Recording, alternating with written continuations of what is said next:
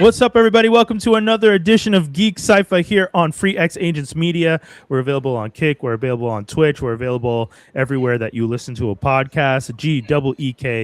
GeekCypha. Episode 456.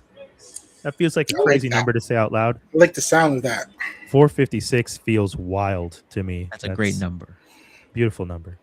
Beautiful. So we have a bunch of stuff to talk about on this wild episode. We're going to be talking about Daredevil Season 2, Episode 6. I got comments. We're going to talk about some Wrestlemania. We're going to talk about Invincible Season Finale. But first, we got some news. We got some things to talk about. Do we want to start with the crazy kind of, I don't know, Clayface? Do we want to get into that energy already? I gotta wait for Skinny. I gotta wait for Skinny. Is he coming? Oh, yeah, Skinny. Skinny did say he was going to jump in and talk Clayface. Okay, so we'll hold off. Okay. So we'll start off with this. Coyote versus Acme has officially dropped a trailer, guys. Yes. Jaws, I think you wrote this title. I'll let you say it. Buried movie lives. Yo. They try to put him in a box. They try to cover it up with dirt, send it up the river, put it on a boat for tax reasons, and it's here. Yo, that's the People's nastiest blood, part of sweat, and tears is here is coming to the screen, coming in the summertime, end of summer, August 22nd, I think. Yeah. Is what I saw. So basically, the premise of this movie is the Coyote's fed up. He's been a loyal customer of Acme, and he hates the hell that their stuff is always malfunctioning when he's using it, so he's suing them. That is the movie. He is suing them, and people at Acme aren't happy about that. So some shady stuff might go down. I mean, I saw the trailer and had thoughts. Bugs Bunny being a silhouette at the end. Yeah. Foghorn being the Acme secret boss that has John Cena, the lawyer, going out and doing the work. Yeah. I was already laughing. I was already like, oh, okay, this is what time we're on. I like energy. Will Forte, I think he's used to suing Acme, but he always gets like little settlements. Yeah.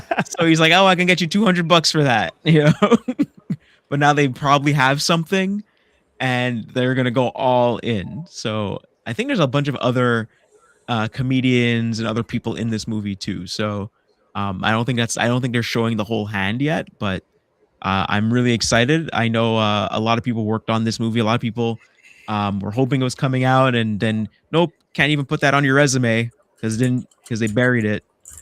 But I'm glad they were able to sell it to another company, Ketchup Studios or something like that. I think that shows at the beginning. And it's coming out, and it looks good. Like the way they're kind of integrating the cartoon people into the real world. It looks really nice. It looks really natural. It doesn't look as off as what was it called? Space Jam 2. Space Jam 2 was rough. I had thoughts when I saw that one, graphic wise and stuff. I think this would probably be like I guess a Space Jam 1 was like the start of this Toons in the Real World trilogy, and then you had Back in Action was the second one, and I heard that was really good, but it just didn't do well. This would probably be that trilogy, to the third movie in that kind of line. That's with Brandon Fraser, right? Yeah. Back in Action? Yeah. Yeah. Oh my God. That was in like 4th grade.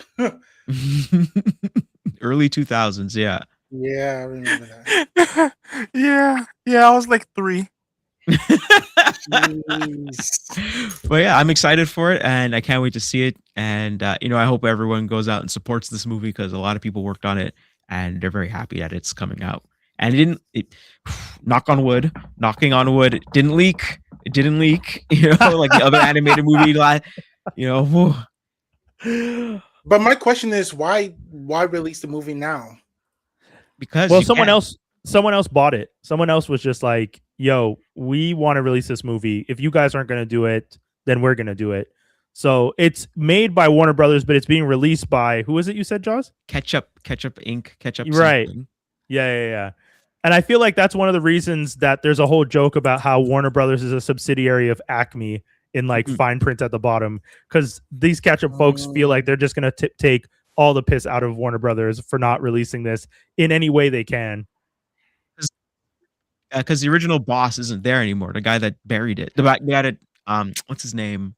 No, Zaslav is still at Warner Brothers. Is still. I thought he was leaving soon or whatever. Well, he is leaving if the whole sale goes through, but his horrible dumbass is still unfortunately in the house. So basically all the marketing is definitely going to take the piss out of it and basically probably center around how Acme's trying to bury this movie, and obviously they're going to, when you say like, oh, it's the movie no one wants you to watch. They didn't want they didn't want you to watch. And everyone's gonna be like, oh, I need to go see this because whoever the vague they is. What a piece of shit thing to do though. Like, imagine you work on this movie. How long was this movie in production? Do we know? Ooh. Well, it's an animated and live action film, so probably a good couple of years. Like we're probably Anytime I might think, dare I say, during the pandemic, maybe? Yeah, I would say that. Roughly around that time? Because the movie got shelved 2 years ago?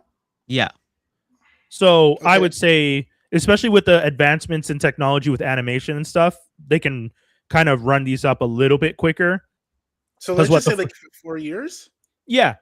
Okay, so like let's say like you're part of this team, like you get excited, you're working on this for 4 years. Yeah.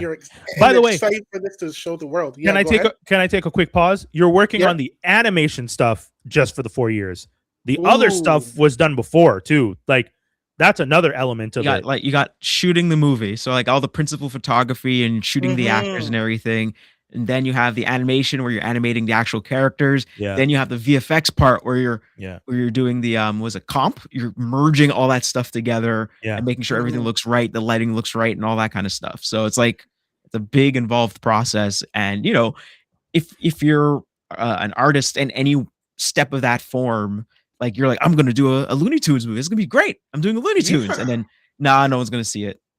No one's allowed to see it. Imagine that executive decision when someone's like, sipping their coffee and they just look at the project and they're like, shelve it. Imagine all that hard work, shelve it.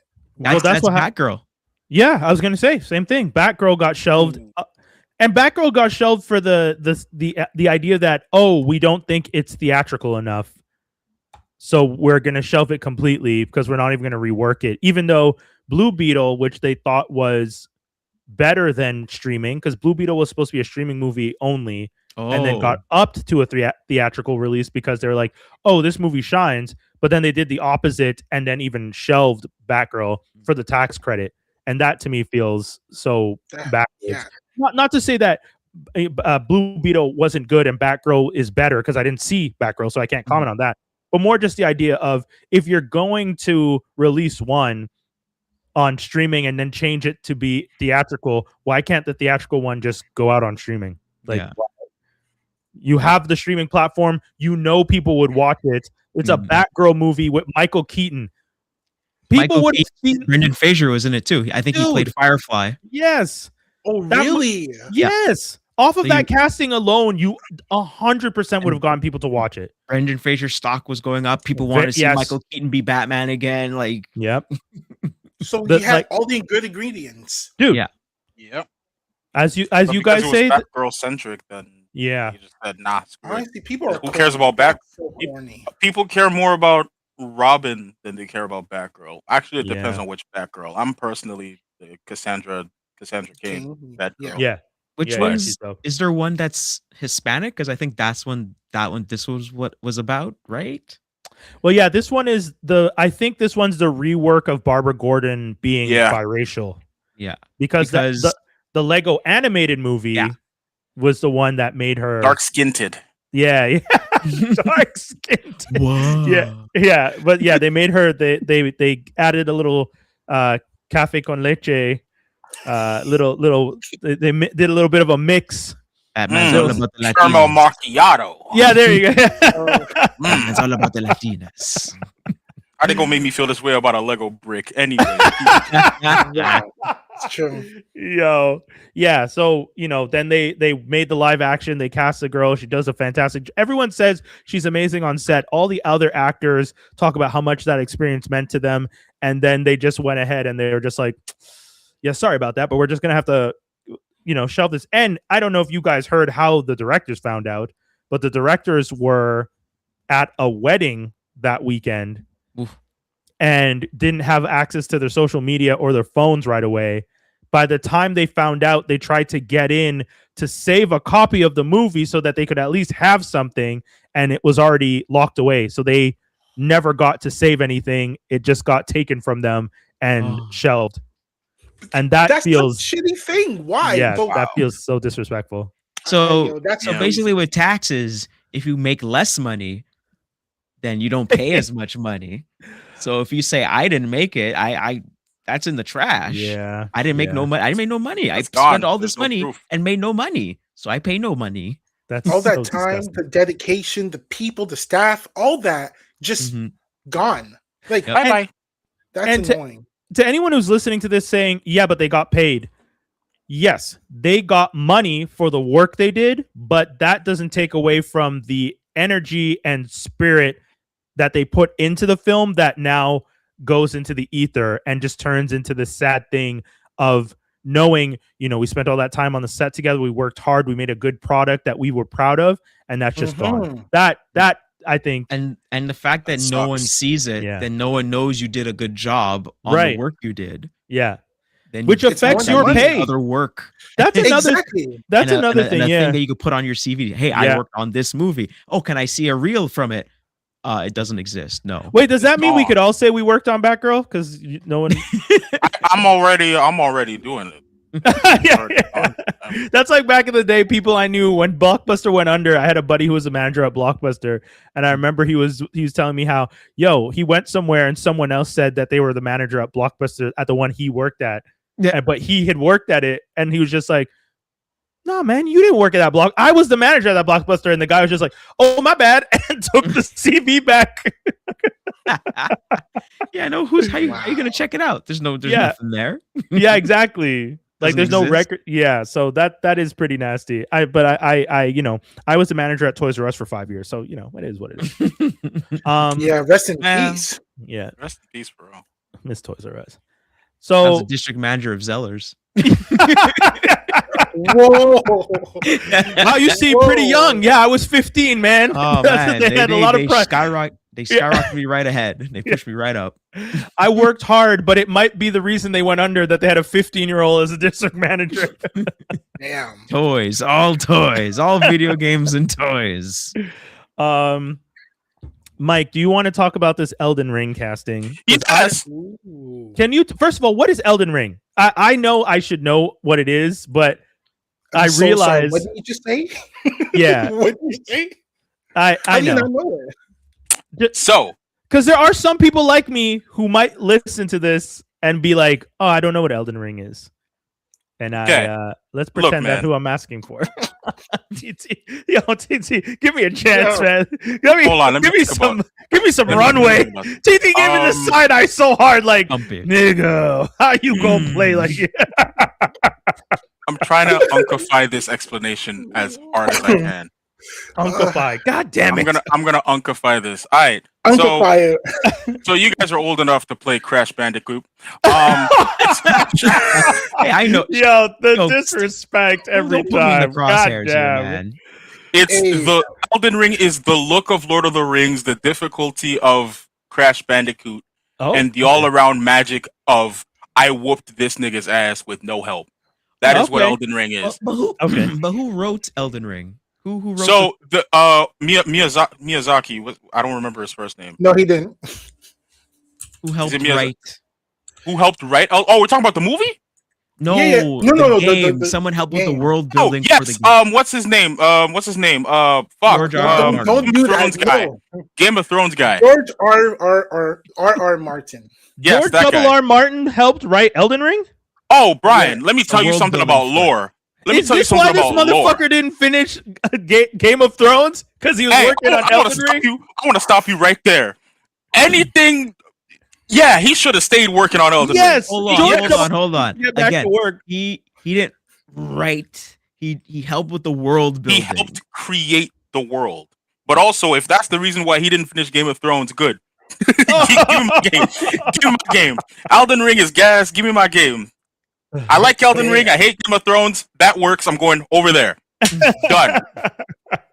But basically, it's a really good game. If you've played any Souls games, if you've played any of the Dark Souls, Bloodborne, Sekiro, if you've touched or seen any of that and was like, hey, that's cool, you need to play Elden Ring immediately. I will not shut up about this game anytime it is brought up to me. I'm getting like 4 tattoos within the next year relating to Elden Ring. It's not even funny. I love this game. I've beat it 4 times. It gets harder each time, so my 5th playthrough is rough, but it's awesome. And that being said, I'm very, very, very, very, very, very, very worried about this movie because with the amount of lore that this game establishes in itself, this could have been a 6 seasons and a movie type scenario. Okay. We don't drop a movie on us like with all the shit that they got going on. There's literal like God incest going around at some point. Like there's crazy lore. Okay, it is really good lore if you're looking to pay attention to it. This I don't feel like the movie's gonna do any of that justice at all. So I'm scared. I'm excited, but what's the word? Cautiously optimistic. That's yeah. I'm very, very about it. I heard the director or the person helming this project is a big dork for this series. Like he'll go into interviews and just be like, "Oh, well, this is what I'm playing, and let me tell you everything." Like, please get off me! No. Like you'll be the girl sitting down, and he'll be the guy with the hand around your neck, and just like, "Oh, let me tell you about Elden Ring," and you're like, "Jesus Christ!" It's that one meme. It's that one meme of this guy like yelling at this girl at a party, and she's just sitting there like, I've seen the that entire meme. time. Yeah, that's exactly what. Or that lonely guy in the corner. And he's like, no one's asked me about Elden Ring yet. No one knows that I'm a god at Elden Ring, and they're all just dancing in the fucking... They're all dancing and partying, and he's just in the corner. No one's come up to me and asked me about Elden Ring. I will say though, for 2 different things, the casting is both exciting and worrisome. Names. Like who? Very much so. So the person that I'm thinking of off the top of my head is Kaylee Spaney. Yeah, so it's Kaylee Spaney. Wait. Can we do one thing? Can we start from like the top left corner? I don't know. We just like say like pass. That's the thing. I don't know many of these people. Yeah, a lot of the actors I don't know off the top of my head. So, many of these people I do not know. I know Kaylee Spaney. I know Nick Offerman. Kaylee Spaney is the girl that was in Civil War. The one in the middle. Yeah, I mean Civil War and Romulus. Yeah, for anyone who's listening, that's why I'm saying what they were in because they might not hear. But yeah, she was in Alien Romulus and played the sister to the robot dude, and then Civil War she plays the obsessive photographer who's kind of, in my opinion, a little broken. But that's. So why are you worried about her? No, I'm not. Okay. She's playing. We're just naming the people that we know. Yeah. Okay. If she's playing who I think she's playing, no problem there. That's fine. Nick Offerman might be a voice acting thing. From what I've gathered online, it might be a voice acting thing. He might be playing as the giant turtle pope. So that's great. Not gonna explain that one. Everyone else, what's the name of that last guy? His face looks very familiar. Peter Serafinovich. Guardians of the Galaxy. That's where. Yeah, Guardians of the Galaxy. I think he was in something else too recently. Yeah, Star Wars: The Phantom. He was in Star Wars: The Phantom Menace. I do not remember. God damn. That at all. Yeah. Jonathan Pierce, was in, the old dude. He was in something recent. Isn't he also the Thicc? Who? Yes, there you go. The dude from the Thicc. Thicc. Yep. Yeah. Who's the Thicc? Damn, Brian. The guy that was in Guardians. He played the Thicc. Last guy there. The latest version of the Thicc. That's who it was. Which is insane. Okay, I found a list of the actors on the poster we're looking at in the exact same order. So I'm going to read the order now so that people can follow along. So top left is Kit Connor from Warfare and Heartstoppers. Don't know that guy. Ben Whishaw from This Is Going to Hurt. Kaylee Spaney from Alien Romulus Civil War, Tom Burke from Furiosa, a Mad Max Saga, and Black Bag, Havana Rose Liu, who's in Turner and the movie Bottoms. She's actually she's great fantastic in that in one. Bottoms. Yeah, she's really good in Bottoms. Oh, I love Bottoms. Yeah. Ayo and Rachel Sennett, the movie from a couple years back. Sonoya Mizuno is from Ex Machina. I love that. Next line. She's also has worked with Nick Offerman in another show called Devs. I don't know if people remember. Devs was a very good show. That was a good one. Yeah, FX and Hulu. Also, funny enough, Kaylee was on Devs. Kaylee Spaney was the non-binary character on Devs. Same word. Yeah. So this is actually 3 Devs actors in this, and I'm wondering if there's crossover with like the casting director or something. Because thinking of that makes me. Anyways, so after Sonoya Mizuno from Ex Machina, we have Jonathan Pryce, who was in The Crown, The Two Popes, and was also in Game of Thrones. Oh, he was also in what was it called? G.I. Joe: Rise of Cobra. Oh God, he was Zartan. He was like the fake. He was the president that turns out. Yes, actually that's true. The president. Ruby Cruz was also in Bottoms and in the movie The Threesome. She was also in the canceled. What's the show? The one with Val Kilmer and Warwick, the little person. Willow. She was in the new updated version of Willow. She plays one of the main characters in that show. Nick Offerman from The Last of Us. Margot's Got Money Troubles, which is the show that he's on right now. I haven't checked out. If people have heard anything good, let me know. I don't know John, why.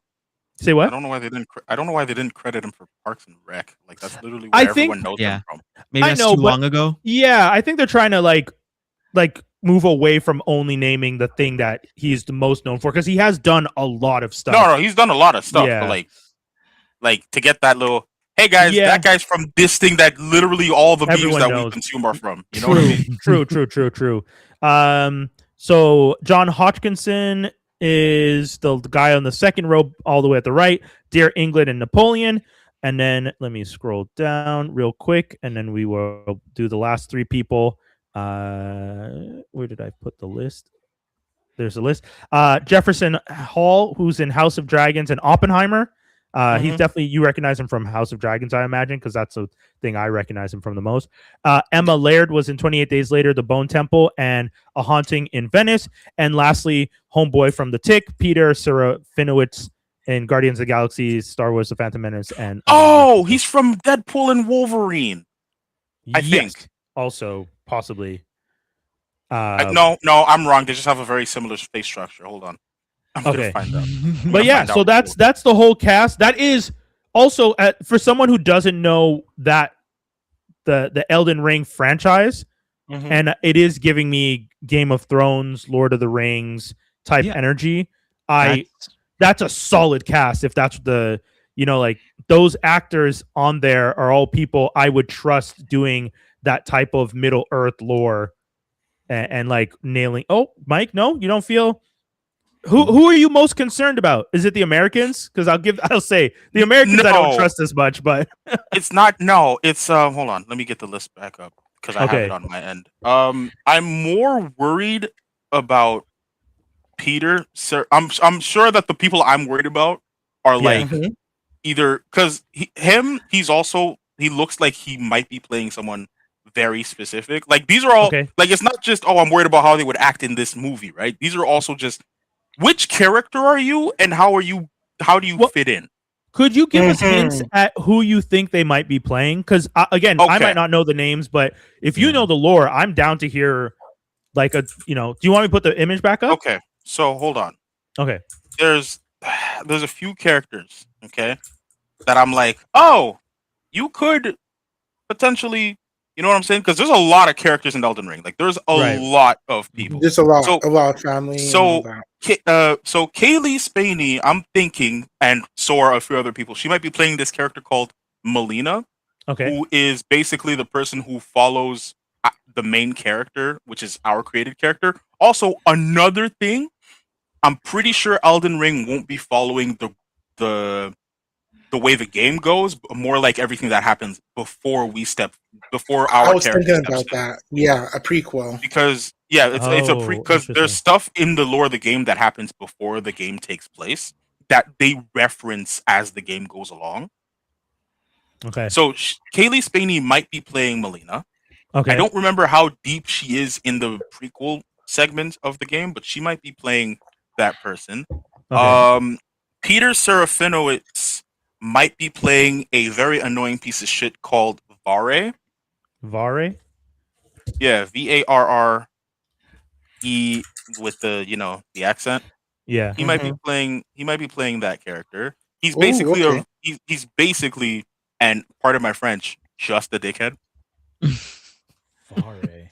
Like Vare's whole thing is, trying to get this character to be a part of some stupid blood cult that is very, very, very annoying to deal with because of one of the bosses in that area. What's his name? Moog. Very annoying. Yeah. Yeah, that's it. Very annoying. And there's one other person that I have Nick Offerman is supposed to be playing. Yeah, him. Vare. Fuck that guy. Yeah. Fuck that guy. There's one person. There's a turtle pope. There's like a giant turtle who is a pope for a church that might be voiced by Nick Offerman. Other than that, I'm not sure who's playing who. All right, let me try. I'm just trying to find an image of the turtle pope. Oh, it's literally just a turtle. It's a giant turtle with a pope hat on. Yeah, I was like looking it up, and I just saw a picture of a turtle with a hat on. And I was like, well, I don't need to share this. That's literally just a turtle. That's literally a giant turtle with a pope, and he manages a church that washes away your sins. Insane. Yep. Yeah, a lot of. I realize how I sound saying all this shit out loud. You literally just have to play the game. Because if I said this in any other space, I would get admitted to a hospital so fucking fast. This game has you fighting a giant wolf with a sword, right? That's the first. Well, it's not. Yesn't, because you can fight him. You don't need to if you play your cards right, because he's the bestest boy. No, but when you kill him, you get his armor set, which is dope as hell. So you also get his armor set. He also gets his armor set when he himself dies. Shout outs to Mobs, who said the common denominator in all of that casting is they've all worked with Alex Garland before. And Alex Garland is a nerd, so hey, yeah, he's pulling from a pool of people that he's worked with. Okay, that's cool. I'm waiting to see. Yeah, but yeah, the main character is Vike, so I'm assuming Vike is going to be played by Kit Connor. So okay, let's see. Okay, because Vike is someone you never meet. He's on the cover art of the game.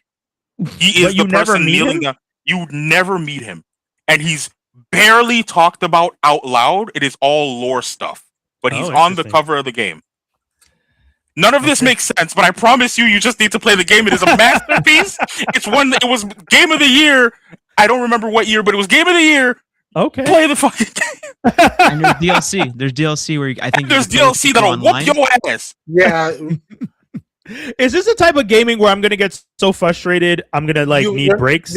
You're going. Okay. So I need to tell you this in the most basic way that I can. Okay. Yeah. This game requires you to get good. I'm not joking. There is no I'm not even rage baiting. If you go in willy nilly, they will beat your ass. If you don't mollywop you across, they will take you from stage A to stage B and just whoop your shit. If you don't telegraph, and if you don't try to telegraph these attacks, if you don't try to have a decent build, at least, iframes and all that. Your ass, there's iframes and everything. Your ass is gone. They'll take an ice cream scooper and just there goes your ass. It's gone. The reason why I have this controller is because this controller got fucked up. I kept playing the game. Yeah, I fucked up my controller. So I think I am $440 something down because of controllers needing to be replaced. Because of Elden Ring? Mind you, because of Elden Ring, because of the Souls games, because of Bloodborne specifically. Elden Ring is way easier than Bloodborne. Yeah. So you've never played any Souls game? Bro? Me? No. Yeah. Guys, again, sandbox serial killer. If I'm playing a game, I'm going in just to fuck shit up. One of my favorite games is the Saints Row. because the one where you're a superhero and you just fly around punching aliens, I play that shit for hours. I think that's 4. But yeah, never doing a mission. Just punching motherfuckers. To also tie in with Mike was saying about Bloodborne, there is going to be a Bloodborne animated movie, I think, as well.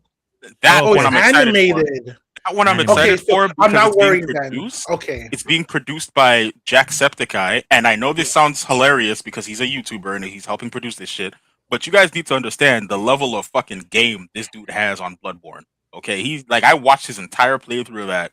He's the reason I got into the Souls games in general. I watched him play Bloodborne, and then I went through all of this shit. The only Souls game I haven't played is Sekiro. I own that, and that game is hard as shit. It's hard as shit. You just need time in. It's hard as shit.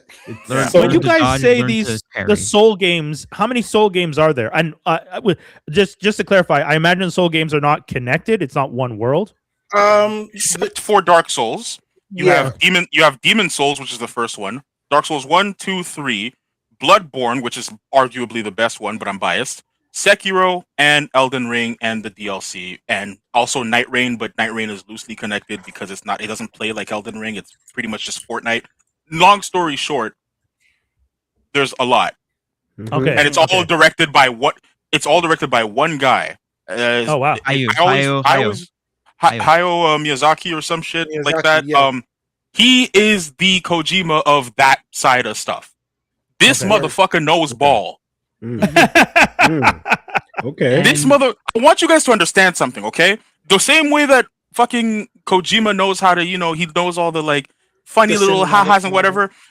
Miyazaki has got to be a CIA agent for listing ways you can get tortured. This motherfucker has thought of ways you get your ass beat. There's a dragon with a mouth for a stomach and eats you alive. Facts. What? It is the scariest thing I've ever seen. Also, Miyazaki, what's with the snake fetish you got? Why am I always getting my ass beat by snakes? He's definitely watched Berserk. He is a Berserk fan. Bloodborne is his love letter to Berserk, basically. Yeah, absolutely. By looking at it and seeing Berserk, I'm like, okay, yeah. Okay. You look at the armor sets, you look at the weapons, you look at the bosses, a lot of them. Yeah. The music, oh my god, the boss music. It's just amazing, bro. The music in all these games. I shit you, the music has such an impact on the game that if I even hear it randomly on the street, my fucking ears perk up and now I'm dodge rolling out in public. Yeah. And now I'm arrested because of trauma. Just dodge roll, drink my Essen's flasks, run away. I'm trying to drink flasks I don't even have. Yeah. It's like, what are you doing? Yo, bro, shut up. Pavlovian programming is wild as a concept. It's legit programming. It's so legit. And none of these games, they all play the same, but they don't play the same because you have to understand them differently. Right. So it's very, very, like Sekiro is the furthest outlier of that shit because that shit is, you got your dodge rolls, you got your attacks, you got your blah, blah, blah. Nah, that whole game is not about dodging. Nope. Or attacking. It's about deflecting. Yep. You gotta fucking parry the fuck out that shit. That's it. Time it right. You gotta time it right, and you can parry almost everything. Oh, wow. Okay. Yeah. It makes me think of God of War when you guys are talking about that. See, okay.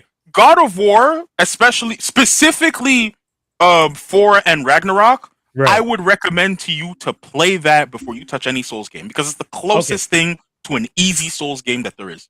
It is the closest thing. That's the easy version? Nah, you're right. It is the easiest. You gotta learn these mechanics, boy. Yeah. You gotta learn how to parry and dodge and attack and drink your shit when you need. You need to learn that shit. If you hop in fresh off the boat on Elden Ring, I'm gonna see from you is just text after text of who the fuck is this and why is he beating my ass? You die. I promise you. I promise you're going to be like, yo, because Miyazaki loves to torture the players, right? Yeah. And you're going to see like a NPC, like just an enemy just there randomly next to a treasure chest. And you're like, okay, I'm going to walk up to it, not knowing you're going to get freaking ambushed by like 3 other archers. And you're like, what the hell? I'm just dead. Where did they? I swear to God. You're going to play this game, dog. You're going to play this game. And this is for anybody who's never played this shit. You guys are going to play this game. get your ass whooped 15 times, and then lay down and have a full-on conversation with your ancestors before you can even think about coming back and sitting down. I promise. Brian, please, if you ever play it, please rage stream. Brian's not getting through this shit.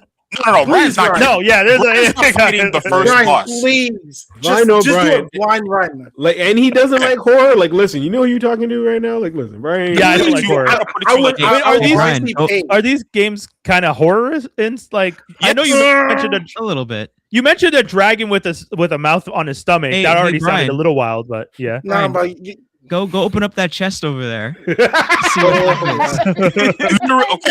Wait, are the chest like? Is it like D&D where the chest is like a mimic? There are mimics. Yeah. Everything. The mimics. They're more messed up. Hold on. Wait, no. Yes, there are mimics. Okay. Have you ever seen a mimic with a full body before? No, I'm good. No. Have you ever seen a mimic run after you? No. I'm good. You gonna get in this chest, boy. You go. No. I'm being dead serious. That's not what mimics are supposed to do. What the? In this world, they are. It's literally the world does not like you. Okay? The world does not like you, my dude. You will straight up confidently walk up to a chest. Nothing is happening. God. Finally, some reprieve from all the bullshit happening outside. Open the door. This motherfucker will. This chest will pick its pants up off the floor. Look at you, smack you across the face a couple times, pick you up, and ingest you. No. I'm telling you right now. God. I'm telling you right now. Elden Ring was such a insane turn of gaming for me because there's a specific boss that I don't think this movie's gonna get to at all. Maybe he's in the casting and I don't know. There's a boss called Radon. Okay. He is baller as shit. Fuck it, I'm spoiling it because this game's been out for a while. But Radon is baller as hell. He's fun to fight. He's very it's this big dude on a tiny ass horse. I know it's comedic, but hold on. And his whole thing is, the Festival of Radon. Every year we gather around and attempt to whoop this nigga's ass. Oh, where's all the other people that have participated? They're dead as fuck. Oh, okay. So anyway, he's got the ability to move stars and shoot actual stars in the sky at you. All you got to do is fucking dodge, roll, and pray to God. Now you beat him. You beat him. Game goes as planned. You get to the DLC.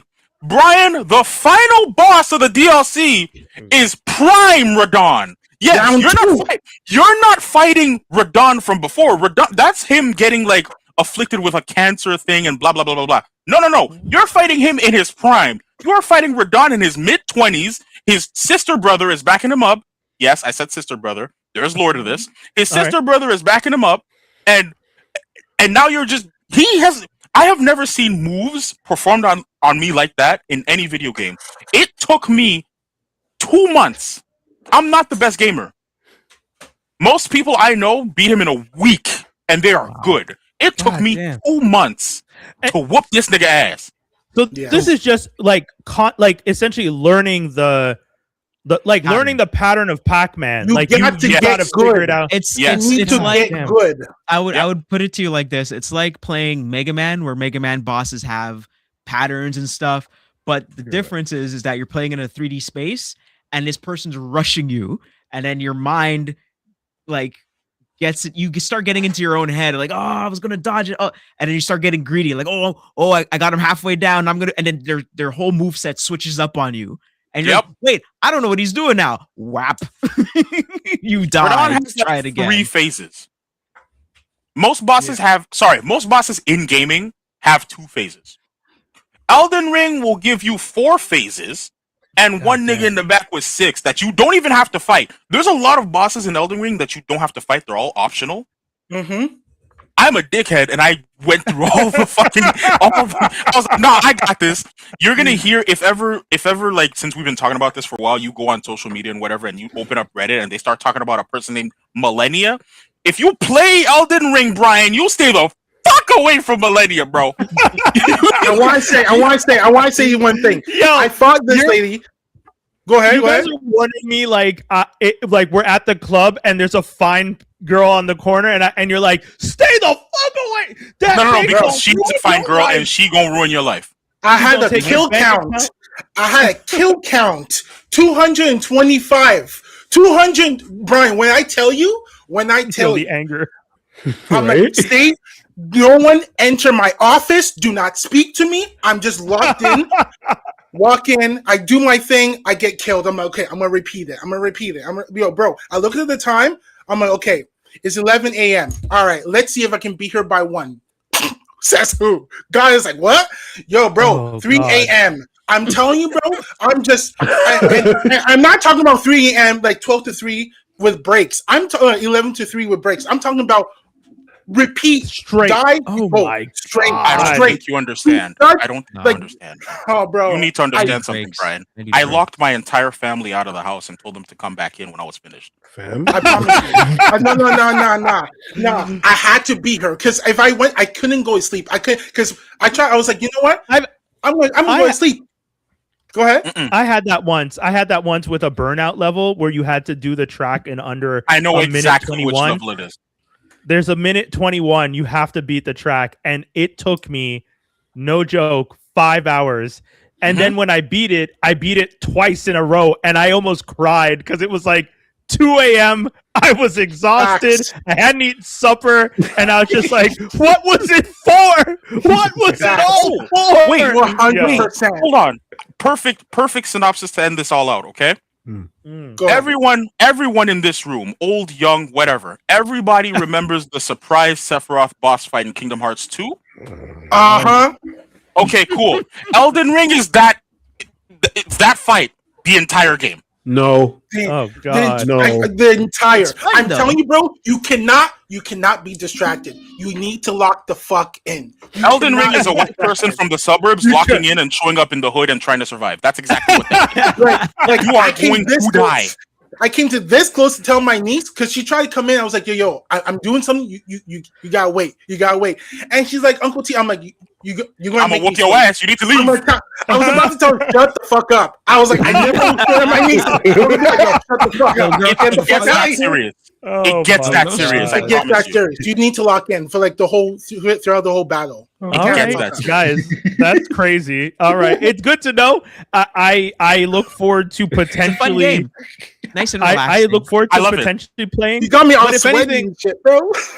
But if anything, love it. I'm looking forward to the movie now because you guys made it sound so entertaining that with the cast that we just discussed, Nick Offerman, Kaylee, like all these people doing all of this sounds incredible. Like this sounds like it could have the longevity that, if I'm being honest, I don't think the Lord of the Rings TV show has.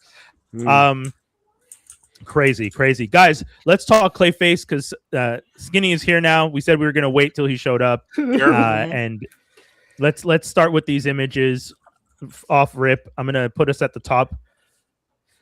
So Clayface 2026 coming out this year. What, October. October. So October. Yeah, I was going to say they're definitely going for Halloween vibes with the idea that you're going to release a movie like this, body horror, which has become a very popular brand of film recently, specifically horror films. And you know, we got some images in a dope trailer that came out. I will give credit; the trailer does look good. I, however, have thoughts. But before I start with negative, what are the positives? How are people feeling about these stills, these images from specifically this shot has been very popular. The shot of him showing his face, running his hand over it, and the clay like cover, like going faceless. Shot in the movie. It's my favorite shot of the trailer. People are loving that shot. And then we also have this other shot here where we get Gotham police car. So we know this is set in Gotham. This is in the DCU, right? As I'm understanding it, this is James Gunn's universe. So it is. Okay. Batman, the Batman. That was my understanding. That this is taking place. It's not in the Reeves universe, from what I understood. Okay. If anyone can confirm that, if everyone can look that up and let me know. But my understanding that this is taking place in the DCU, and you know, so I will say that the trailer really captures the tragic aspect of Clayface. The thing about Clayface, like, because there are multiple Clayfaces. I didn't even realize that there were like about 5 or 6. I didn't realize that either. Yeah.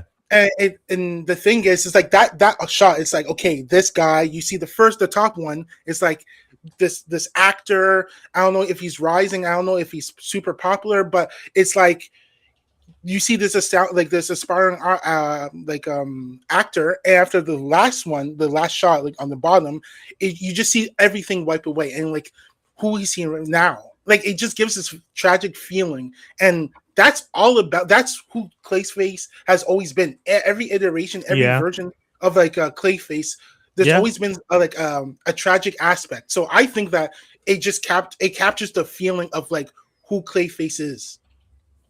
Okay, so it is definitely set in the DCU, not an Elseworlds project. So Reeves has nothing to do with it. Right. That was my understanding. This is Gunn's shit. This is his universe. He wants this to be part of his baby. I have thoughts. Yeah. Okay. Good. I want to know if now that we've established this, right? I have thoughts, right?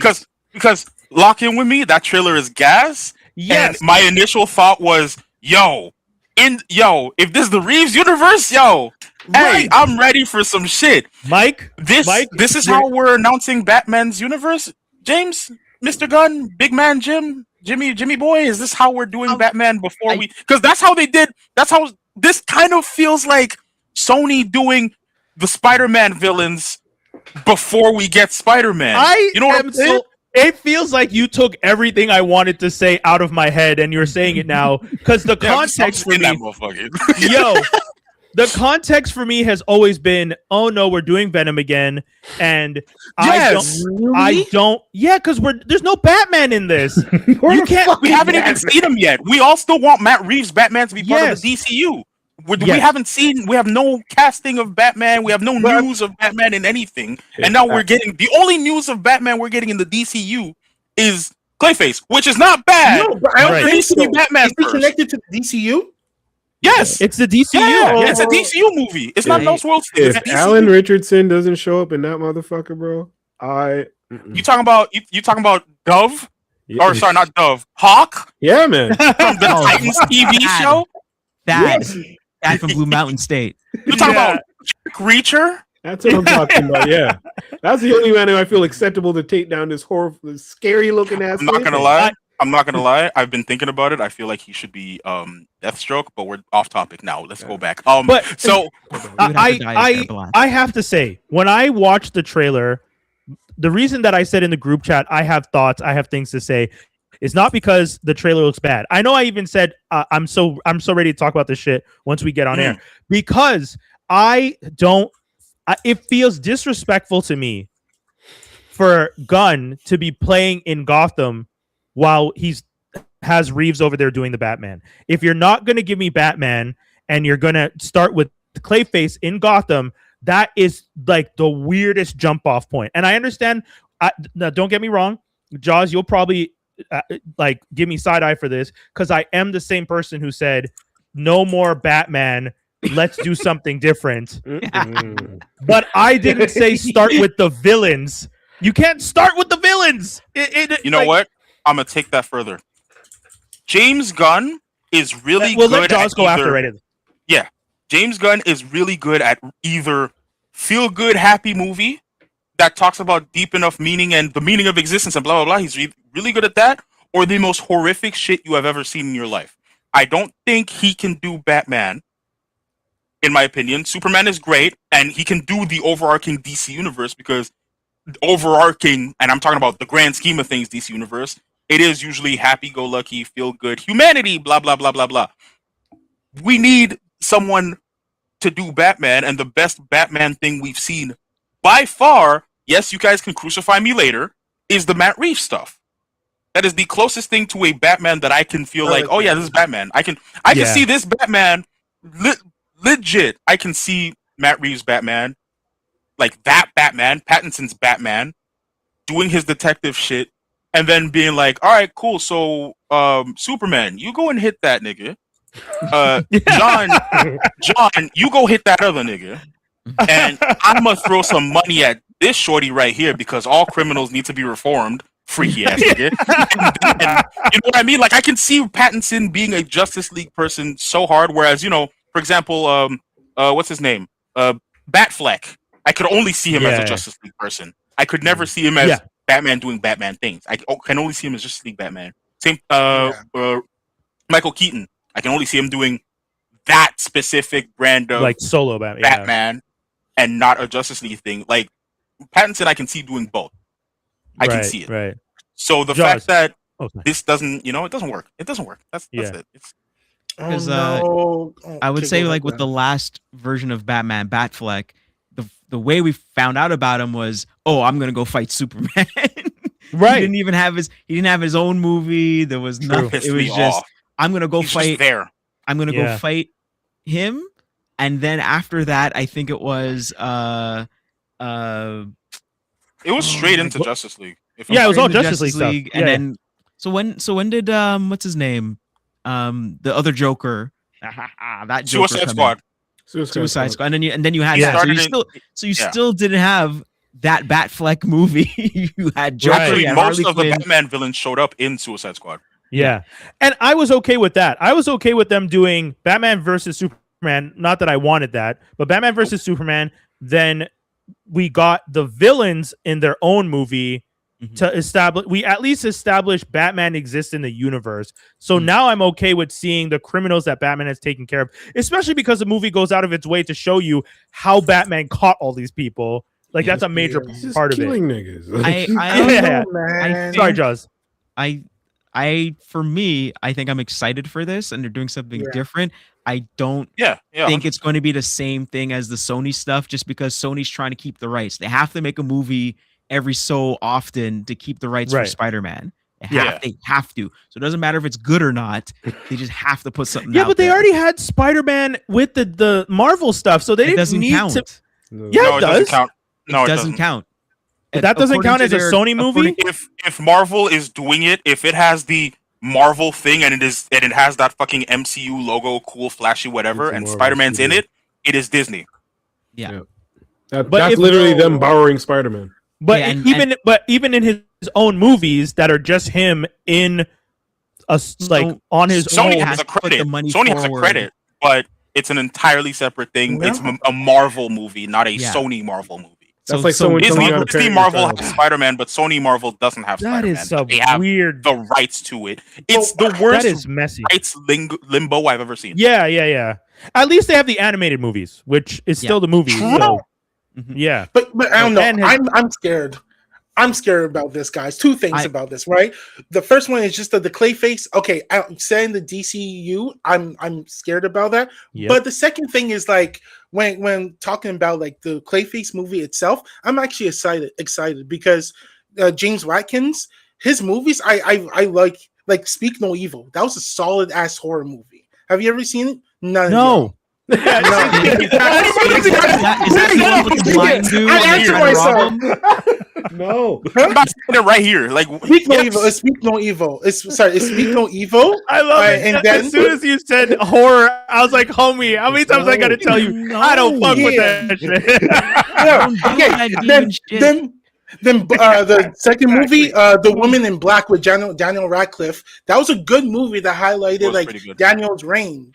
The second movie, Radcliffe is a fantastic actor, by the way. The Reggie Dinkins comedy show that he's on right now, and Miracle Workers. He has when are him and what's her name going to get a show together? Just having adventures with Megan Thee Stallion. Oh no, that was cute, but I think that's already done. Like the way they wrote that story was so funny. But yeah. But this director knows how to like he's a veteran. He does horror, horror, thriller, horror, romance, horror, comedy. Romance? What the fuck is that? Oh, that's real. You gonna what? Skinny, trust me, Skinny. Horror romance is some of the most terrifying shit I have ever seen personally. Oh wait, that new movie that's coming out where the guy makes a wish for the girl to fall in love with. That's okay. Yeah. Oh wait, man. Wait. What about the one with what's the girl that played Annie in Cloak and Dagger? No. She played Annie in you're talking about Erin Moriarty or from The Boys? No, Community. And they're stuck together. That one is the worst thing I have ever seen. Aren't they getting sued for that? Probably, I don't know. Everyone's getting sued. Funny enough, that's another body horror like Clayface. So yeah. I'm just saying this guy knows what he's doing. So I have faith that the movie is going to be good. But why is this movie coming out before fucking Batman? Okay, my argument is that you got to know how messed up Gotham is before Batman shows up. Because there's two ways of looking at it. Like in the Nolan verse, Batman shows up, but crime gets worse. Yes. It's like a reaction to his existence. Like, people take it as a challenge to evolve as villains. Yes, because before it was just corruption. Corruption, and then Batman shows up, and then it just horrible. And then really crazy people show up, or it's like it's festering. It's there.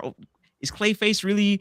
He's murdering people, but is he robbing anybody? Is he really doing this? He's robbing like how often do the cops solve all these problems, right? Right. It's like maybe there's other movies that come out with these villains, and you find out, and it's like it's building, and then Crime Alley happens, then Batman shows up because it got so bad. But I'm okay with that. In that scenario, how many years before we get a Batman movie in that universe then? Like how many movies? I think it would probably be as long as Matt Reeves is still doing his Batman movies. Yeah, that's probably it. That's not good. That's not good. Yeah, because it needs to be close. Like because the thing is, Jaws, I get what you're saying, but it's we as nerds understand that, but the common person, like my friend's girlfriend who thinks Batman is an Avenger, is not going to understand. Is not going to understand that Batman Matt Reeves is not the same Batman in the Clayface universe, DC universe. Because once her boyfriend tries to explain to her, and I'm generalizing because this is also for the guys out there who don't know this stuff. Calm down, some of y'all out there already. Get him. In the world where he's not doing his job. Yeah, that's true. But in the world where my buddy's girl doesn't understand Batman is DC, and then these movies come out, and now DC, and she's gonna be like, so DC is two separate movies? Superman and Batman aren't friends? No, they're not in the same movie together, but they're in the same comic book. Yes. But why aren't they in the same movie? Okay, so there's a direct, like, what are we doing? And then you're going to explain Clayface? So wait, where's Clayface? Because I've seen Clayface on the Harley Quinn cartoon, and Batman's in that one. Yes, so Batman and Clayface are the same universe. No. What do you mean they're not in the same universe? Like, I mean, if we've all studied soap operas before and we're able to follow all that nonsensical stuff going on. Batman. Yeah, but soap operas don't have multiverses. This is a multiverse. Ooh, we have not seen Days of Our Lives. I mean, X-Men, but that's a whole different thing. I just think that the smartest thing they can do, okay? Smartest thing that James Gunn, yes, I'm talking to you, Jim. Yeah. I feel like we have these conversations all the time, Jim, and you just don't be listening. So I'm a he ain't listening to us. All right. The smartest thing you can do, at least, is to and slowly but surely get your hands on that Reeves Batman shit and put it in your shit. That's the smartest thing, because at some point we're all gonna take your toys back, because we're all like once Reeves is done with Batman, and now we have another new Batman. That's like three Batman in like a little bit over a decade. Bro, just keep the same guy. There's nothing wrong with Pattinson. Skinny. The homework. Skinny, hit us. Okay, so hear me out to double up on Wendell's concept. Okay. It's not that Crime Alley happens, is that it's been done happen because we already know who Batman is and all that fun stuff. But you treat Batman like the boogeyman. You treat Batman like Kurt Russell hunting down Denzel Washington in American Gangster. Like he's a beat cop. Russell he's Crowe, a detective. Russell Crowe. Sorry, Kurt Russell. Wow, oh my God! I was like, Kurt Russell. I was like, what movie did Russell Denzel? Sorry, I was like, what movie is this? I don't remember this movie. I also would have watched it because Kurt Russell going crazy sounds interesting. He like Snake Energy with Denzel play like that sounds wild. Anyway, sorry. Escape from New York type shit. Yeah. So imagine that, but it's like, say, for maybe not in Clayface, but the next villain movie that we know they're going to do, he's just Columbo. He's pursuing this guy. He's going, but he doesn't quite get him. And then you finally get the Batman movie that we want, or what we think it's going to be, or it could be just the, like, as you said, homie taking his toys back And just when Reeves is done, now we get this Batman who is probably the same Batman as Patterson, but aged up, older. So I don't know. Grizzled. We're leading into Batman Beyond at some point. Like I can see kind of thing. Like, Sorry, I was gonna say I wouldn't mind a. This is crazy, too high concept. I wouldn't mind a villain Gotham movie, and Batman's not there, but Batman is there, and there's a Batman story going on in the background. Right. You barely see him. It's almost like that episode of Community where Abbott's having an adventure in the background. Yes. Okay, let me just go for one extra dunk first. Wait, a little quick. Okay, because I'm gonna take off of what Josh said. Yeah, okay. Or say the Batman that Jaws is talking about that they're developing, because they know it's a slam dunk, is just straight up absolute Batman. Oh! But wait, you want to do absolute Batman in James Gunn's universe? Well, listen, like too brutal. Too brutal, but look at this Clayface. That's so true. That's actually true. So if you keep that same energy, my Batman can have an axe. I'm not mad at giving us a absolute Batman. It's just David Cornsweat can't be Superman because that shit don't match. I'm sorry. No. We can make something good and so new. We can make something so good and so new. Superman in absolute Superman universe is a broken version of himself, and Cornsweat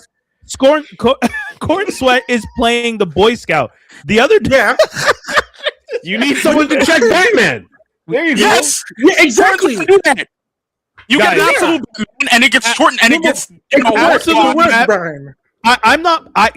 I love the idea of absolute Batman meeting a Boy Scout Superman, but you are talking about the ultimate version of that Jim Lee poster of Superman, Batman, the light and the dark. Like you're going extreme version of dark, and I'm down for it. That works. I'm down for it. I'm sorry for what I've caused. But take into consideration, we get that as fans. Will the general Batman have an axe now? Yes. Not even just the axe. Marvel would the general public accept a Batman that is like 6'5", 300 pounds, drives a truck like a construction truck Batmobile, and run? He's essentially Batman Punisher. I don't know if the movie. Brian. Okay, Brian. I love it, but I don't see it working. With all due disrespect. With all due disrespect. Yes, and yes, fuck the general public. I'm the public. Cater to me, nigga. Cater to me. I'm the captain now. Cater to me and all my niggas. All right? David Cornsweat Superman. All right? Hold it. Super Boy Scout. You're like, gosh darn it, I suck. Absolute Batman. Beating the bricks off a pregnant woman because she fucking jaywalked or something. Put that shit together. They start to balance each other out over time, and now we've got the best, world's finest movie you have ever fucking seen. I'm sitting there with a kid, with a 5-year-old kid, and another one on the way, putting on my fucking popcorn and being like, hell yeah, let's watch some world's finest with my brand new J's on, sitting in my living room. It's a pipe dream, nigga. I want this shit. Give it to me. Give me what I want. Give me. Let's go. Let's go. Not too far off. Skinny, you launched off Mike seeing the next 20 years of his life. He's getting the flashes of his wife, the kid being born, the movies, the action figure, the buying the Lego set for the kid, him giving it to the kid, but him end up building it. Take this jacket off. That Lego Batman minifigure going to be off, man. I'm sweating. These two people slide. Go ahead. Yo. Okay. Yo. They'll use the figure. They'll use the Thanos figure, and I'll be with the Batman with the 2 points on him. Oh my god! I was going to say, off of what Jaws said before, I like the idea of creating a universe where Batman is a myth, and the movies are about the villains who deal with like things happen. The henchmen disappear, people get beat up, and there's like a shadow you never actually see. But I like the idea of building off of that. And if you guys want to build off of that with absolute Batman, also open to it. I'm not mad at that concept because that sounds like it could be some crazy shit down the road.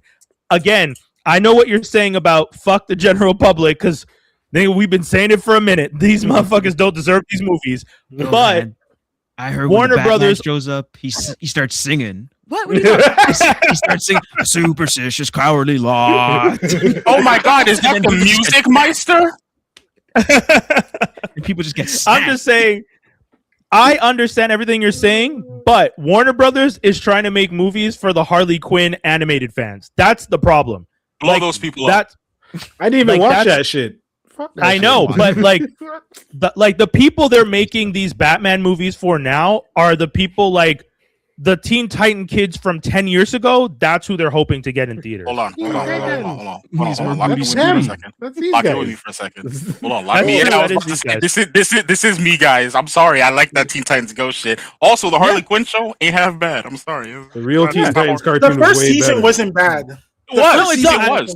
But it's two different things. Yeah, and Clayface in one of the reasons I think the movie for Clayface gets approved is the Harley Quinn Clayface making that character fun. Like, what's his name? Fun. Yeah, homeboy who does all the voice acting and was in Firefly. Yeah, Alan Tudyk doing that voice. Yeah, Alan Tudyk does such a good job and is like so charismatic as Clayface, and even the Clayface with James Gunn episode. Where is it Harley Quinn? Yeah, Harley Quinn, where he turns into the chair for him. He's trying to be in the movie with him. James Gunn is there. They're making jokes about it. That, to me, is 100% the reason Clayface got this. Because he saw the vision of like, oh, this character could be very interesting. And they saw the idea of like, if we do a body horror is hot right now. This works. And here we are, 2026. But one thing I have to say about that is just like didn't James Gunn, you can see what Sony was doing with their villains and how they failed. Like, come on, bro. Like, look, he's already in the hot seat because a lot of people are looking at him and like they're really doubting his vision. And to make this decision, I feel like some people might feel vindicated if this movie fails. And I don't want it to fail. Yeah. Mike, hit it. I want to hit you with something because you did just bring this up in my head. Okay. Spider-Man fan, one of the biggest. That shit don't work because the Spider-Man villains are cool in theory, not in execution. Like, you mean it, like the first fucking villain he fights as a 15-year-old is a fucking balding old man with mechanical wings. Let's be realistic. The coolest thing, at least to people of my generation, was space alien manipulating his fucking brain so he can do evil shit because, it's the baser instinct of whatever. Blah, blah, blah. Move on. Batman villains, I can say, are a shit ton more interesting to play around in a movie because, one, for y'all niggas, the Batman the Animated Series. It is such a dramatic take for a lot of those villains, especially Mr. Freeze. Shit, I'd watch a Mr. Freeze fucking TV show, man. That shit was Mr. Freeze is a gas villain. So them doing a Clayface movie where you can amp up the drama, see the fucking origins, doesn't work with the Joker clearly, but ignoring that. I mean, the first one wasn't horrible, but it never stuck with me. Mike, I would also go back a little bit with Batman Returns. That was the first time you had the two villains interacting with each other and working together, and you're like, ooh. Yeah, exactly. Like, they have such, like, cool stuff that, again, if Batman the Animated Series can, be brought up again, like, you had fucking shit. Harley Quinn first appeared in that. People love Harley Quinn now. Mr. Freeze has a full canon backstory. Yeah, the lore. That lore has been used for everything Batman since. The Riddler has some cool shit. Bane has some cool shit. Stuff that we still use because of that show. You know what I mean? Like, it makes sense for if any superheroes villains gets a movie, fuck you, Black Adam, it's Clayface. Clayface works, especially for TV. I mean, he's an actor, right? Yeah. Like, it works. So I feel like I'm again cautiously optimistic for this thing because it looks gas, and I like horror, so this looks even more gas. And Batman's fine, I guess. So all of that stuff is cool. Can't wait to see it. That's all I got.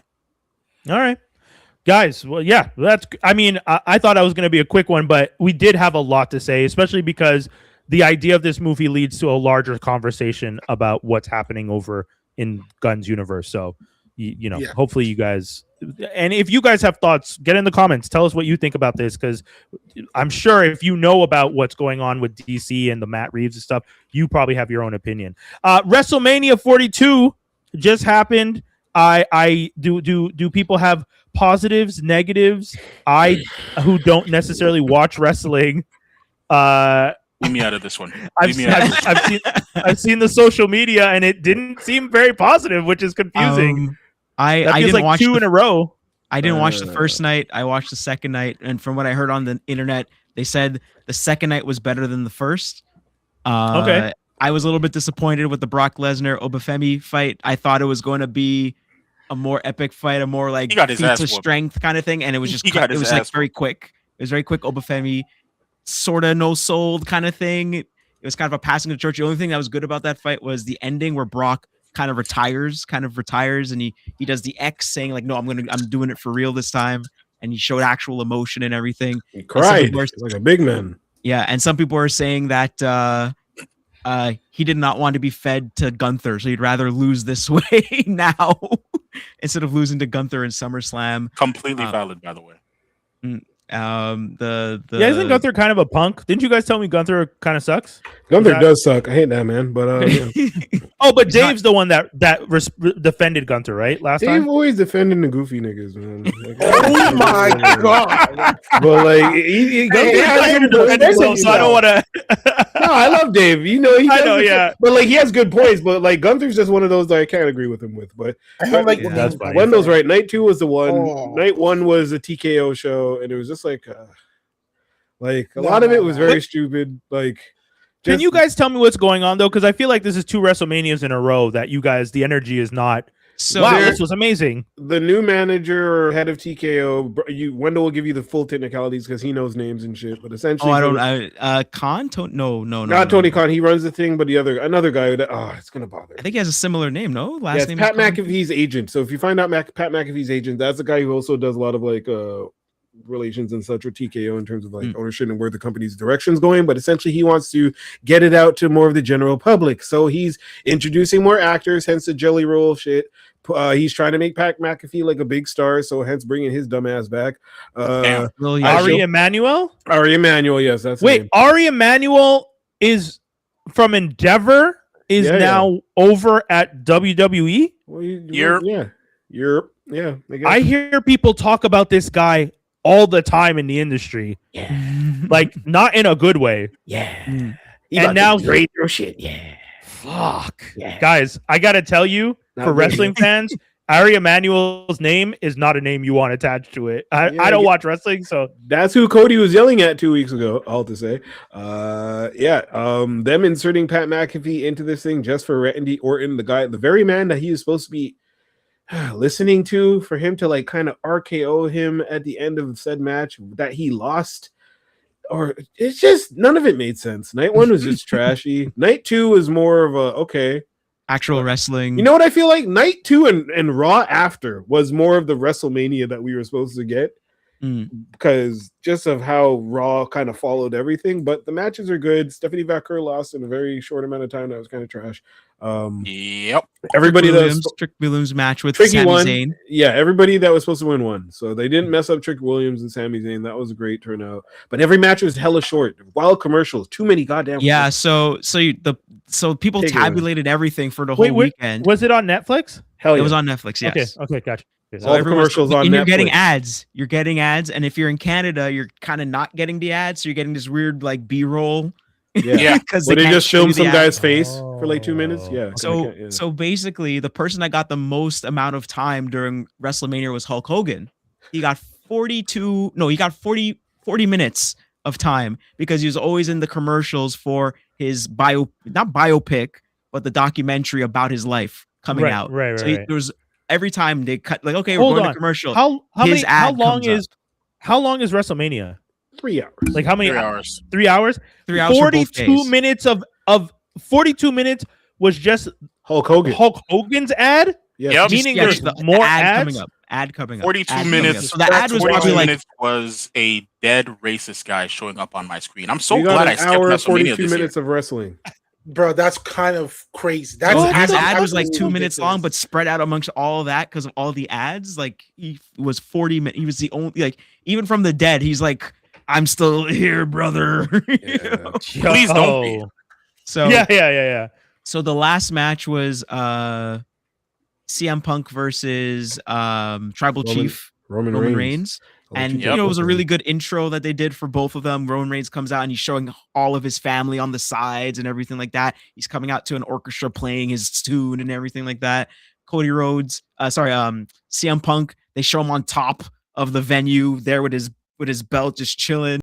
And then he's coming down and he's coming into and then showing him from Ring of Honor, from like all the stuff he was doing back in the day before he got in. He's in the indie scene and stuff. And then that was like a straight wrestling match. There was no interference, no random stuff. It was just them wrestling. And what was even funnier was when I was watching it with my friends, we were talking about, back in the day used to be a bunch of signs. And I'm like, well, most of the signs are fake, man. Like, how are you going to tell me that back in 2000, like, they have that Y2J thing counting down and then Jericho shows up and someone has a Jericho sign at the same moment? That's BS. Like someone gave him that sign. Right. So as Roman Reigns comes to the ring, he's about to enter the ring. Someone has, the Roman Reigns versus CM Punk sign, but they removed the two of them and they put up their zebra characters from Zootopia 2. Zebros! What? And it's the shot was too good. Like that guy was clearly a plant. Like it's impossible. Like this. Like if some look. Zebros! Yeah, that's a meme. The cameraman. I can't see that. So just send whoever's the link. cameraman for this gets all the money. Charles, we can't see it, man. I can definitely see it. I see trying what to it means, find but it. yeah, I saw that shot and it definitely was for sure like a meme. Yeah. That was a meme setup. Yeah, So Zebros. So him, CM Punk, and Roman Reigns played two characters in Zootopia, and they agreed to it. And even in other parts of Raw or whatever, they had a match, and then he comes out and he goes like Zebros, and he's like, yeah, Zebros. Like you see CM Punk mouth Zebros, and he's like, yeah. Oh boy. So So WrestleMania has just devolved into a running advertisement for other IP. What was it called? Commercialmania. That's what people call it. Commercialmania. Oh. Yeah, it wasn't Commercialmania. great. It wasn't great. That sucks, man. To the Like point where it might need to be one night again. Yeah. Like, it might. But yeah. And Well, and especially the attendance was down. because you're Attendance saying was down. over 2 nights, it's 3 hours each night, so 6 hours worth, and then out of 6 hours, an hour and a half was ads. More than that. More than an hour and a half. You're getting about out of each 3 hour night, you're getting about an hour 45 of actual wrestling. Like matches are like 7 minutes, 5 minutes, 7 minutes. Yeah, the longest match was Punk and Roman at like what, 15? Yeah. And It's just then weird. All the matches were short. They're dumb like, just short. Wrap it up. The Intercontinental ladder match was like 12 minutes long, not even. That one wasn't too bad. But it was. But it was Remember just like when the everyone getting their matches used stuff to in. be like They had to be like 25 minutes for a match, and you're just like, you are stuck, glued to your TV, losing your mind, waiting. Like the pins have gone back and forth. Someone's cheated. Someone's done something. We're bleeding on the side. Someone gets thrown over. All of that, and then now you're doing 7-minute WrestleMania matches. 7 Guys, minutes, what's going man. on? And like ending feud type shits. Like Dominic Mysterio and Finn Balor was 8 minutes. And that was like a 5-year long feud coming to a head. Well, they're continuing. And just snap, done. Yeah, just 5 minutes. Good thing I'm at AEW. Shut up over there. Why'd you go put a syringe through somebody's cheek, you freaky ass niggas? No. I'm over here over at AAA. Me too. Americano Grande.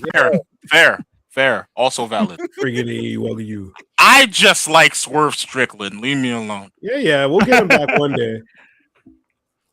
Yeah, so are we having another wrestling war? Like people are jumping ship, going back and forth, stuff like that. Is that happening these days? Well, WWE seems to be trying to buy up competition again. So they own AAA. They're doing great with the Mexican one. They're doing great. But they do their own. They still do their own thing. But now like some WWE people go over to Mexico to do stuff there. And like one of the last ones I saw was Dominic Mysterio was there, and he was like really like he's riling up the crowd, but it's like, dude, you know, they you know, they're gonna throw a battery at your head, a D-cell battery. Like, watch out, dude. Like, oh, those crowds are dangerous. Yes. I don't think they're as dangerous now, but like, you know, when you heal it up there, like it's very easy to heal it up. It's very like they get into it, but I don't think it's as bad as it was. They still be doing AAA in them spots. You know when they have like wrestling halls? Like some AAA shows will be in like a straight up like wrestling hall where you might catch, you know, not a battery, a skateboard. Something going at your head. Something. But no, like I like watching, was it El Americano Grande, like the newer one. So they had a match where the two old one and new one fight, and whoever loses has to go, kind of thing. And like, you know, the one that like it was Gunther's like side guy ended up becoming Ludwig. Ludwig ends up becoming the new guy, and he's like, oh, I've done indies, I've traveled around the world, I know how to speak Spanish. Was it Chad Gable? Yeah, for the internet that doesn't know, Chad Gable was the original El Grande Americano, and he was like a big heel, and he was kind of making fun of luchadors. Mans get injured, they go and get AAA. They're like, well, we need to put this character in AAA, so Ludwig Kaiser takes over, and he just happens to speak Spanish like mega fluently, and like makes the character essentially in AAA a big time face. So in AAA, he's a face. In WWE, he's a heel. Then original Americano, Grande Americano comes back, and those two's been feuding on some real like lucha libre type thing. So it's they were gonna have a mask versus mask at WrestleMania, but then they pushed it to AAA event. And everyone's loving it. And I think the new storyline I'm hearing now, I think in Raw, Roman was talking to the Usos. He's like, why are you feuding with a rapper? What's wrong with you? And now it seems like Dipset is set to come to SummerSlam. Yeah, I heard that. Dipset I was like, something's gonna happen here. This is an angle. This will work. It has to be. I don't want to see Jim Jones wrestling, bro. Didn't we already see Jim Jones wrestling? Wasn't him the one trying to break into the studio that 50 bought? Yeah, and he could do it like he's some kind of horse. That was weird to see. he had way too much gas on that heel kick. Like, you've been kicking like that for a long time. I don't know. That's it. That's all I got. WrestleMania. That's wild. I mean, WrestleMania, it sounds like it's still holding, but the fact that there's a dip off and it's called Commercialmania, not a good sign for those, you know, especially the fans that have been around since the 80s, the heyday. I mean, this is kind of for me, it's fun to hang out with your friends, talk about wrestling and stuff like that, reminisce and call out stuff. It's the Oscars, but you know, well, I mean, it's so funny to me to have friends who watch the Oscars, and you know, they have the little what is the thing that people make? They make voting? The little not the voting, but they make pools, like their little pools, the brackets. They make their brackets and pools and all that stuff. And then I have a guy at work who does the exact same thing for WrestleMania. Everything that I've heard people say about their Oscar parties, he does the same thing for his WrestleMania party. And I'm like, oh, this is just the Oscars, but with men in underwear beating the shit out of each other. I mean, we watch that all the time in our movies. Trunks, sorry. We watch that. How is that any different from our superhero movies? And when we get mad about, hey, Superman doesn't have his trunks. We don't have no kind Superman of has his trunks back. It wasn't I'm not judging, by the way. That wasn't a negative assessment. It's just I'm just saying. I'm saying, like, it's all. We don't have these brackets for superhero movies. You would watch live because that's the thing. Yeah, we don't do we don't do brackets, and we don't have a party just to discuss. Like, that's the thing. The Oscars and and WrestleMania have very specific energies around them. I just pray that they don't do anyone like they did Jazz. You know what I mean? Anyone that I really like in a superhero movie, I'm like, just don't do them like they did Jazz. Sure. We're talking about the same Jazz, correct? Transformers, yeah. Okay. Oh, okay. Because you said Jazz, and I was just like, I'm pretty sure I know what you're talking about. I'm talking about, you know what I mean? The blackest card ever black. Transformers, for those of you who don't know, they ripped that motherfucker in half. And never brought him back. Very disrespectful. He's a robot. They could have. Anyways, nope. Interchangeable thing. Jazz, Darwin. They did the same thing. Oh, yeah. They've been doing it. We know. We're aware. That's why when we got Black Panther and they were like, we're not replacing Chadwick, we're like, but y'all have like 20 Batmans. Can we just get another Black Panther? Can I have like 2 Black Panthers at least? Yeah. Can I have 2? I don't need I don't need a lot of things in life, but one of the most influential characters to ever exist, launching Afrofuturism for a whole new generation of children, white kids dressing up as him at Halloween energy, and y'all go, hey, you know what? Out of respect for his legacy, we're going to put that again. Why am I living in a world where M'Baku the Gorilla Man is more popular? Bring me a Black Panther now. Because he said this woman is a bald-headed witch and waves a carrot in her face. Full he's respect a vegetarian. That is power. Yeah, Duke is power. Duke is fantastic in that role. Shout out to sorry. Shout out to Tobago. That's where Duke is from. Shout out to Tobago. Yeah, he's fantastic in that role. He's goddamn great. That's a weird cookout. That's a weird cookout. I don't think we're gonna have time to go over Daredevil because I know I have way more than 5 minutes worth of things to say alone. Good. I ain't watching shit yet. Yeah. So I'm 2 weeks behind. Yeah. So, but if I could talk about Invincible season 4 finale. Don't do that. I got nope. No spoilers. I'm not gonna. There's no spoilers needed because it's just to tell you guys. Again, if you watch the show and you read the comic books, we're up to issue 76, 77 of the Invincible run. Baby. Yeah, Viltrumite War, and Invincible's back on Earth, and we find out about what the Viltrumites are planning to do. Eve tells her sob story. I will say I was happy to see Thicc Eve. I was worried that they were going to skip Thicc Eve, and I was like, when I saw Thicc Eve when we got back to Earth, I was like, yes! What are you saying then? Thick thighs saved lives, I will baby. tell you what I'm saying. Nothing gets me ready to go to war faster than a thick white woman. Thank you, goodbye.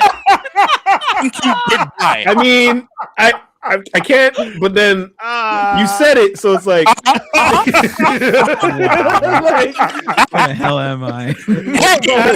In the comic book, Adam Eve at one point doesn't have her powers working the same way, and because she doesn't use her powers, she doesn't burn as many calories. So you find out in the show and in the comic book, the reason she's always so slim is because she's constantly using energy to use her powers.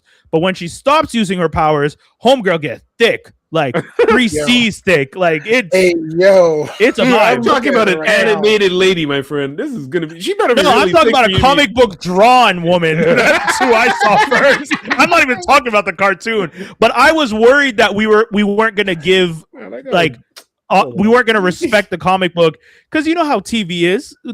They like to keep their women nice and skinny and underfed. But they gave us shit. What? Fuck that. They gave us Thicc Eve. Woo! So everybody out there, body positivity is back. We are here, and I'm here for Thicc Eve. They did I'm that. more than happy. Season finale was good. If you guys like the show, I like what they're doing with the mom.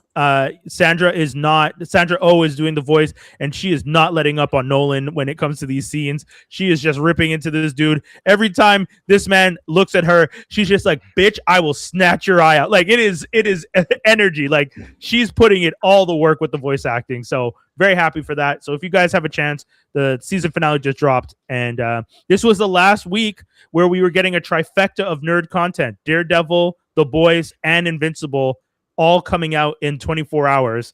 So we were eating well. So we're going to have to go back to 2 courses instead of 3, but we still have Daredevil and The Boys next week. So one more thing. What's up? Has anyone here seen Malcolm in the Middle? I did. I watched all of it. Does anyone remember that one episode where Hal is just trying to get his wife thick by any means necessary? Oh my god. He was just feeding her like ice cream, like melted ice cream and stuff. That man is a monster. That man is a monster. I loved it though. It was a really good episode. It was a good episode. It was a great episode. Yeah. That's it. That's all I had to say. They had two kids at the end of the series, or just one kid? There's 5 kids in total. They had a baby that was another boy, and then at the end of the series they had a girl. Yeah. Or no, non-binary, which a lot of people thought was funny. Yeah, because the whole joke being they always wanted a girl, they get a girl, and the girl identifies as non-binary. The joke being no matter what you do, you ain't never getting a girl as a child, which was really annoying is that some people are like, "Oh, this is too woke." It's like you're not even finding the funny No, part. it's The part funny of the part is joke. right here. The funny part is here. It's part of the. Anyways, forget those people. Guys, that's the whole fucking show. We had a blast. 456. I want to thank all y'all for tuning in. Guys, Jaws, what do you want to tell the people? Tell them to check out Transformers Slag and the Tor Armada podcast with Aaron Archer on YouTube. TT, what do you want to say? You want to learn how to organize a Diddy party without Diddy in the name? Check out the next. Check out the latest episode. Reasonable Troublemakers is a valid title when you have like taglines like that. That is Lord have mercy. wild, sir. We're on a list. At least, like you said, without Diddy. So there we go. Mike, do you want to follow that up? Fuck. Like I'm in a spot. Like, what do you want me to say? I mean, yeah, come check out Crossover Comics in Montreal. It's 2 weeks down before Free Comic Book Day. But like, nigga, what do you want me to say after that? May 2nd here in Montreal. May 2nd. And also, yeah, anywhere. Check your local comic book shop. Go pass by sometime this week. Get all the information. But yeah, May 2nd, Free Comic Book Day. And also, Mike, you mentioned that there's also like Random House, and then that they're doing some. So it's not only called Free Comic Book Day. It's not Free Comic Book Day. It's also Comics Giveaway Day. So yeah, pull up to Crossover Comics. This is also my weekly reminder for Brian to pick up his comics. And I'll see you guys next week. I'll see you guys next week. The craziest part is realizing I found the other stuff I picked up last time because I couldn't remember where it was. Only for me to find it the other day. After the cleaning lady cleaned my place. Shout outs to my mom for paying for the cleaning lady to come through. But yeah, shit. So yeah, I will definitely be coming to pick up my comics soon, guys. My weekly embarrassment of never paying attention and not checking when I can pick up my comic books. With that said, we want to thank all y'all for tuning in to another edition. Make sure you check out all our socials: GeekCypha, GeekCypha. We are out. Peace, y'all. Have a good one. Baby.